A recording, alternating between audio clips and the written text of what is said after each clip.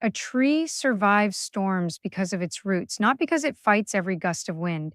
Think about it.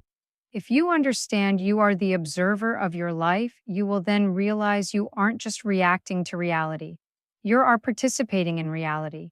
You can question it. You can refuse it. You can change your relationship to it. It's obvious we are waking up to overlords and institution that wants control, in which they project power over and power under realities that create the opposite, that you are small, that you are late, that you are powerless, that you are merely a consumer of outcomes.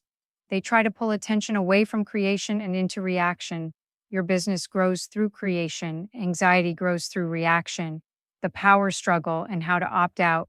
If you can get people to outsource their perception, then you can guide their choices. So the first battlefield is attention.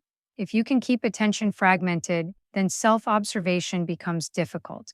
If you can keep people overstimulated, then inner clarity feels impossible. If you can keep them exhausted, then reflection looks like luxury. And when reflection becomes rare, then the observer in neutrality goes missing. The invisible rule: only official reality counts.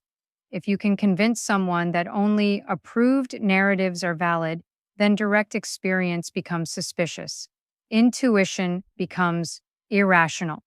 Pattern recognition becomes paranoia. Spiritual insight becomes cringe. Even emotional truth becomes overreacting. So the person stops trusting what they see. And when you no longer trust your perception, you become governable. Divide and conflict turn observation into freedom. If the old global elite force us to compare identities instead of examining systems, then the system stays invisible. So attention is pushed into constant social struggle. Who's right? Who's safe? Who's winning? Who's to blame? And if the crowd is busy fighting horizontally, then power can operate vertically without being noticed. The objective is a result. If you slip out of being conscious as a first observer from the equation, then you can be managed like an object. If you are managed like objects, then you'll accept being spoken to like an object. And if that becomes normal, then the cornerstone remains rejected. Not because it lacks power, but because its power threatens the architecture. The reversal: reclaiming the cornerstone. If you bring the observer back online, then the spell weakens. If you practice noticing without immediately obeying what you notice, then you regain inner space. If you regain inner space, then you regain choice.